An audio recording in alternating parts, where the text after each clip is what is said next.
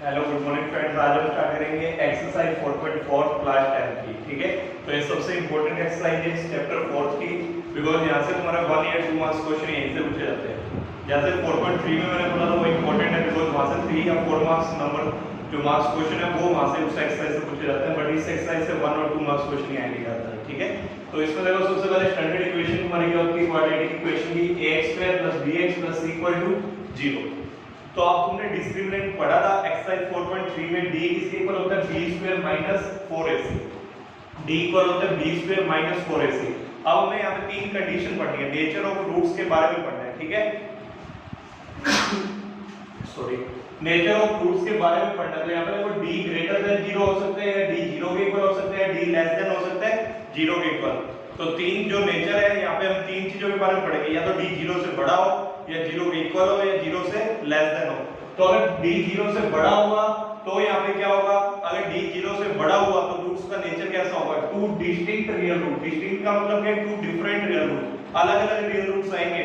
ठीक है, इसका मतलब ये नहीं है कि एक जैसे x² है तो मैक्सिमम पावर कितनी है 2, तो वैल्यू x की 2 आएंगी, तो वो दो सेम नहीं होंगी, अलग अलग होंगी। 2 3 हो सकती है, 2 -1 2 5 ऐसे कुछ भी आ सकती है।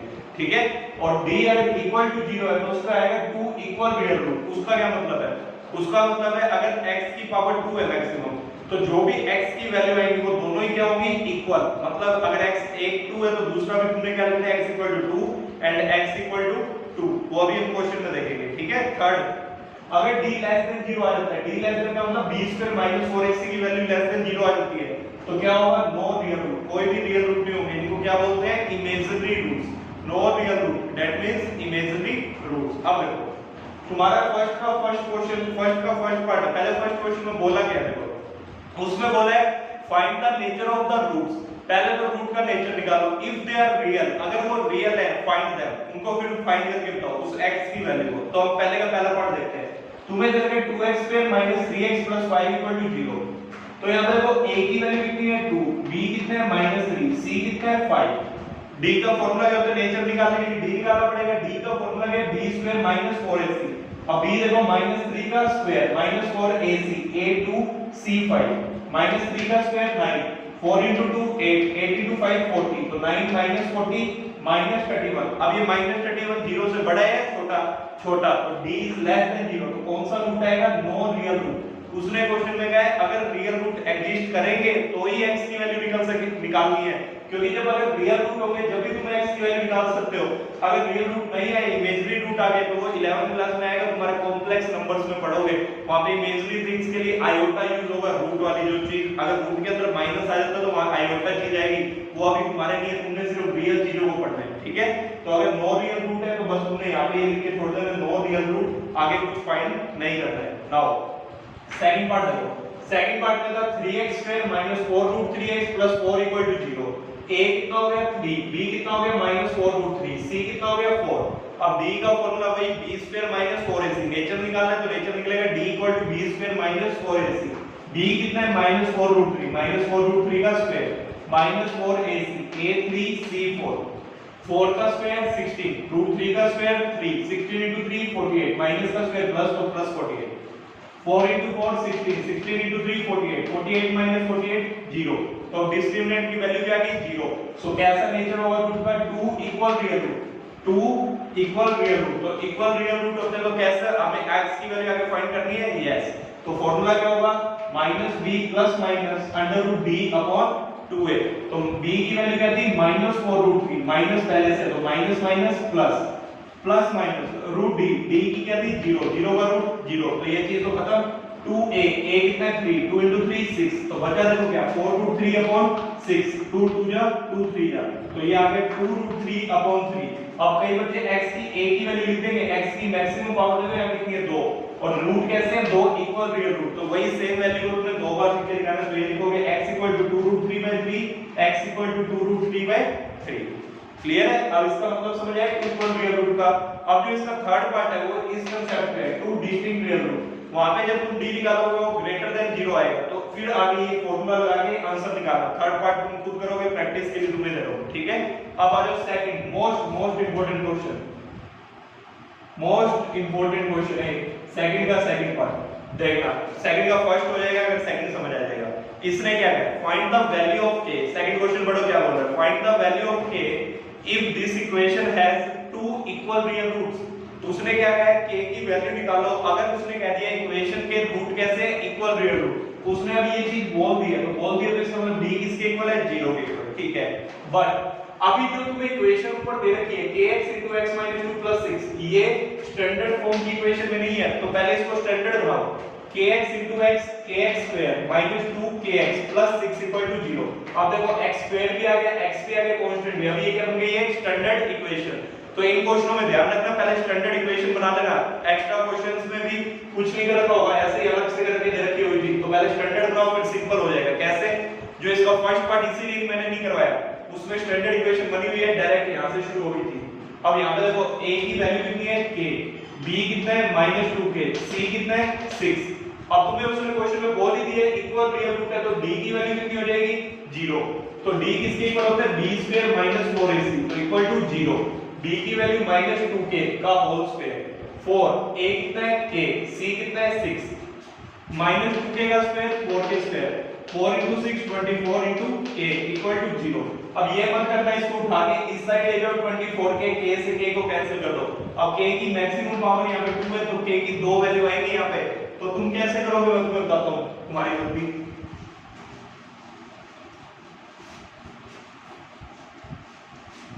देखो तुम ऐसे करोगे इसको, 4k स्क्वायर माइनस वाले उधर ले जाओगे, 24k, k से k कैंसिल, और ये 4 इधर जाके डिवाइड, k की वैल्यू 6। आंसर तो यही आएगा, k = 6। बट यहाँ पे k की मैक्सिमम पावर 2 है, तो k की 2 वैल्यू आएंगी, तो इनको कैसे सोल्व करते हैं, वैसे सोल्व नहीं करना कैंसिल करके। तुमने क्या करना है, 4k को कॉमन निकालो, यहाँ पे तो क्या बचा, k - 6। अब इस 4k को इक्वल करो 0 के, और k - 6 को इक्वल करो 0 के, तो एक वैल्यू आ गई k की 0 और एक आ गई 6। अब देखो दो वैल्यू आ गई, बट आंसर यही होगा, ये नहीं पॉसिबल। अब ये तुमने लिख के दिखाना है पॉसिबल क्यों नहीं है, ये मैं समझाता हूं तुम्हें। ये देखो, अगर k = 0 हो गया, तो यहाँ पे k को 0 रखो। तुम्हारी इक्वेशन क्या थी, kx² - 2kx + 6 = 0। यहाँ पे 0 रखो, 0 0 * 2x 0 + 6 = 0। तो ये तो सब कैंसिल, 6 = 0 पॉसिबल है क्या, 6 = 0 होता है क्या, नहीं होता। So k = 0 does not exist, because 6 is not equal to 0।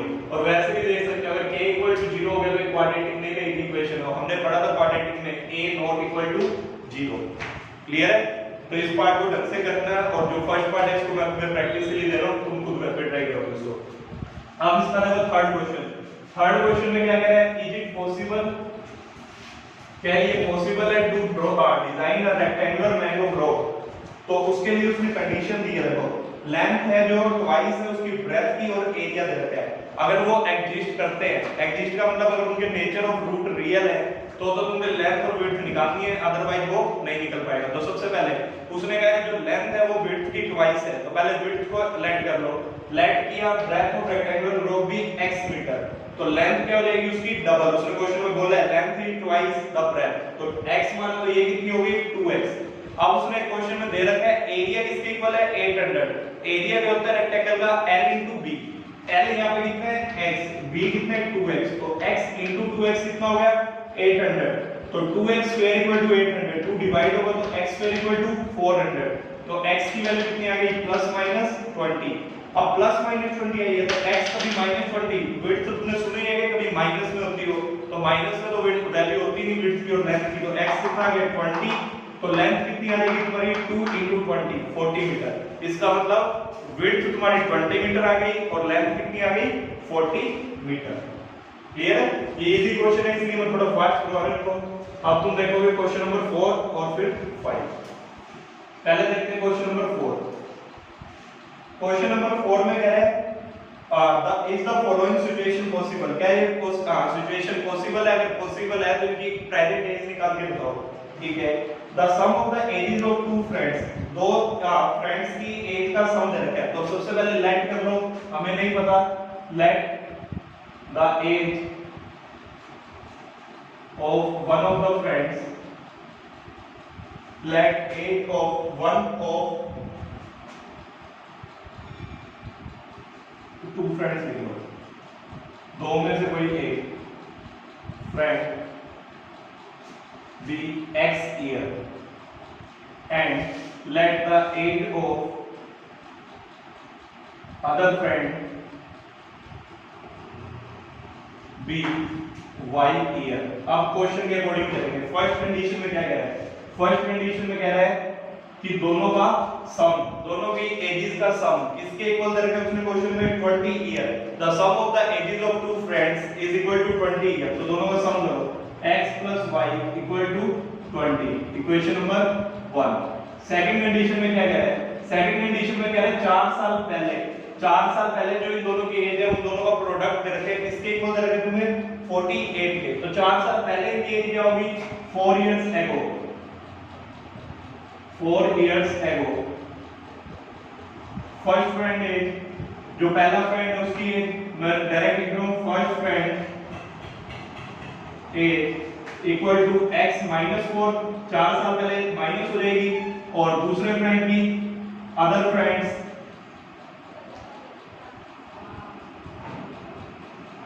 As y minus 4। Now according to the question उसने कहा इन दोनों का क्या करना है? मल्टीप्लाई, प्रोडक्ट वो किसके इक्वल है? 48 के। अब तुम्हें जो स्टैंडर्ड इक्वेशन होती है वहां पे सिर्फ एक वेरिएबल होता है। क्या होती है standard equation? ax square plus bx plus c equal to 0। तो यहाँ पे देखो, यहाँ से अब y है, y को रिप्लेस कर लो, y की वैल्यू यहाँ से निकल सकती है, कितनी आ जाएगी? 20 माइनस x। तो इस 20 माइनस x को यहाँ पे करो तो x minus 4, 20 minus x minus 4 equal to 48। तो ये देखो कितना हो जाएगा? x minus 4, 20 minus 4 16 minus x equal to 48। x into 16 16x, x into minus x square, minus 4 into 16 minus 64, minus 4 minus x plus 4x equal to 48। 4 plus 16 20 minus x square, ये minus के इधर जाके प्लस 112 हो जाएगा। अब ये plus minus का इधर ले जाओ इसको, प्लस का ये प्लस वाला माइनस हो, तो 0 equal to x square minus 20x plus 112। तो उसने कहा था पहले ये चेक करो कि यहाँ पे ये एग्जिस्ट कर रहा है या नहीं। तो यहाँ पे देखो a की वैल्यू कितनी है? 1, b की वैल्यू कितनी है? -20, c की वैल्यू कितनी है? 112। तो d निकालो, d equal to b square minus 4ac। d कितना है? -20 का square minus 4ac, a1 c112, 20 का स्क्वायर 400, 4 into 112 448। तो ये आ गया -48। तो d की वैल्यू क्या आ गई? Less than 0। So no real root, so no real root. तो कोई रियल रूट होगा ही नहीं इस इक्वेशन का। तो इसीलिए हम क्या लिखेंगे? This situation is not possible. उसने यही पूछा था इज दिस सिचुएशन पॉसिबल। अगर ये सिचुएशन पॉसिबल है तो उनकी प्रेजेंट एज निकालो। बट हमने चेक किया कि d जो है वो लेस देन 0 है, सो रूट तो क्या होंगे? Imaginary, no real root. So this situation is not possible. तो इस क्वेश्चन का देखना ध्यान से, कहीं डाउट हो तो मुझे कमेंट बॉक्स में लिखना। अब करते हैं next question 5।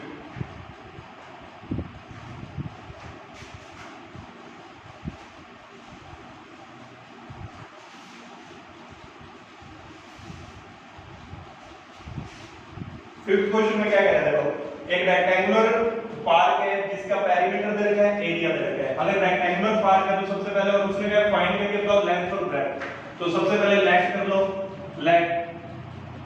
Length of rectangular park b x metre, और विड्थ को कितना मान लो? तो y मीटर। अब क्वेश्चन के अकॉर्डिंग, बिकॉज़ पेरीमीटर उसने कितना दिया है? पेरीमीटर उसने दिया 80 मीटर एंड एरिया इसके इक्वल दिया 400 मीटर स्क्वायर।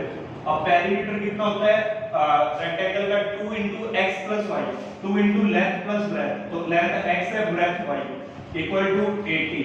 तो ये 2 यहां जाके डिवाइड, तो x plus y equal to 40। Area क्या होता है रेक्टेंगल का? l into b, l यहां पे x है, विड्थ y, तो x into y equal to 400। But हमारी स्टैंडर्ड इक्वेशन एक वेरिएबल होता है तो इसको एक वेरिएबल में कन्वर्ट करो। यहां से y की वैल्यू निकालो, कितनी आ जाएगी? 40 माइनस x, ये प्लस के इधर है माइनस, तो यहां वैल्यू पुट करो x 40 minus x equal to 400।